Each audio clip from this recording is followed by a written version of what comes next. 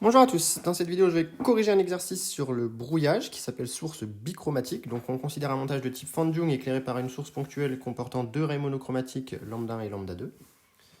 On nous rappelle la différence de marche delta, on nous donne la courbe d'intensité lumineuse ainsi qu'un zoom et on nous demande de déterminer la longueur d'onde moyenne ainsi que l'écart entre les deux raies. Ici, donc on va déjà refaire le tracé même s'il n'y a pas besoin de recalculer la différence de marche, elle nous est donnée. Ici, et donc on a delta de x qui est égal à ax sur d. On va rappeler le critère de brouillage, qui est que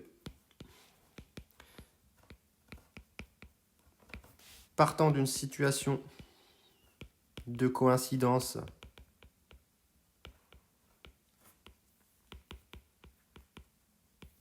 on a brouillage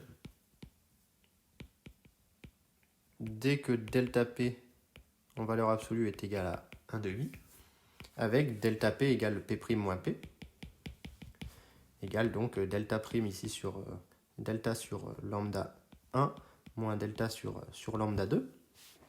Et donc on va calculer delta sur lambda 1 moins delta sur lambda 2. On va essayer d'égaliser ça à 1/2 et on va se servir de la courbe qui est donnée au-dessus pour aboutir à l'annulation de contraste. Donc on a tout simplement P' qui est delta sur lambda 1 qui est égal à AX sur lambda 1 D et P qui est égal à AX sur lambda 2 D. Donc delta P, eh bien, je le factorise, ça fait AX sur D, facteur de 1 sur lambda 1 moins 1 sur lambda 2. Autrement dit, AX sur D, facteur de lambda 2 moins lambda 1 sur lambda 1, lambda 2. Et donc je pose delta P égale 1/2.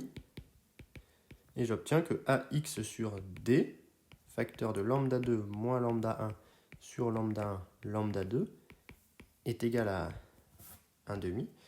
Et donc j'en déduis que ça c'est x0, c'est x brouillage. X brouillage est égal à lambda 1, lambda 2, D, divisé par 2A fois lambda 2 moins lambda 1. Donc ça c'est la première chose. Alors ici, on part d'une situation de coïncidence. Donc par exemple, x égale 0 est une situation de coïncidence. Eh bien, je vais aller chercher la première annulation du contraste, qui est donc ici. Et donc ça va me donner ce que j'ai appelé x0 à côté. Donc hop, on essaye de faire le trait proprement. Donc ça a l'air d'être environ 1,8 mètres. Donc on trouve que xb est égal à 1,8 mètres. Alors on va pouvoir simplifier un petit peu l'expression de xb au vu du nombre très important de franges qu'il semble y avoir dans l'enveloppe de battement. On suppose ici que lambda 2 moins lambda 1 est très très petit devant lambda 1 plus lambda 2. Donc que delta lambda est très petit devant les longueurs d'onde ici, de telle sorte à pouvoir écrire devant lambda 1 et lambda 2, de telle sorte à pouvoir écrire que lambda 1 fois lambda 2, c'est à peu près égal à lambda moyen carré, où lambda moyen est égal à lambda 1 plus lambda 2 sur 2. Donc ça me permet d'obtenir que xb est égal à lambda m carré fois d divisé par 2a delta lambda. Maintenant, il faut quand même réussir à trouver lambda moyen, tout simplement. Et donc pour obtenir lambda moyen, on va se servir du zoom cette fois-ci. Le zoom qui nous est donné nous permet de mesurer l'interfrange pour une longueur d'onde moyenne. Donc pour une longueur d'onde moyenne avec un interféromètre de type True-Young, d'onde moyenne, eh bien on a que P moyen, l'ordre moyen c'est delta sur lambda moyen. Et donc les interférences constructives correspondent à PM égale un entier, je vais l'appeler N, tout simplement, avec N appartenant à Z. Donc je me retrouve avec Pn égale tout simplement AX sur lambda N D.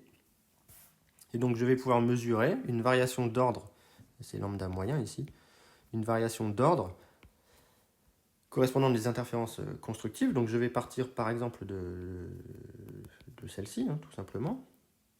Celle-ci, elle est environ à moins 0,09, on va dire.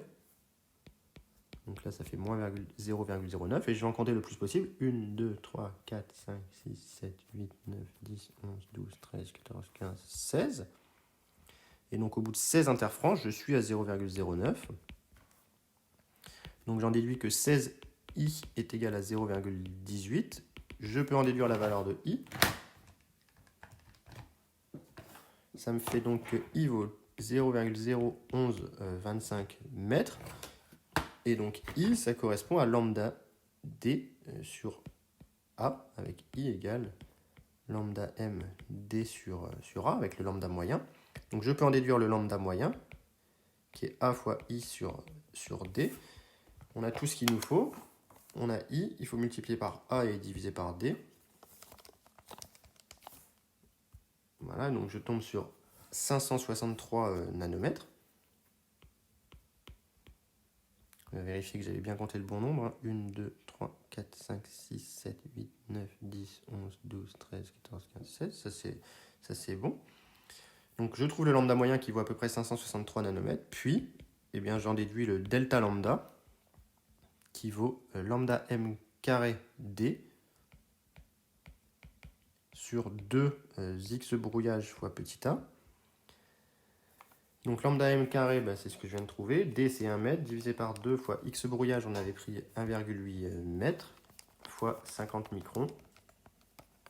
Et je tombe sur 1,8 nanomètres. Donc on a bien ici un delta lambda qui est très petit, qui est de l'ordre de quelques nanomètres. Donc nos approximations précédentes étaient valables. Donc voilà pour cet exercice. J'espère que la correction était assez claire. La manière de procéder avec le critère de brouillage et le delta P égale 1,5 était également assez claire. Et s'il y a des questions, mettez-les en commentaire.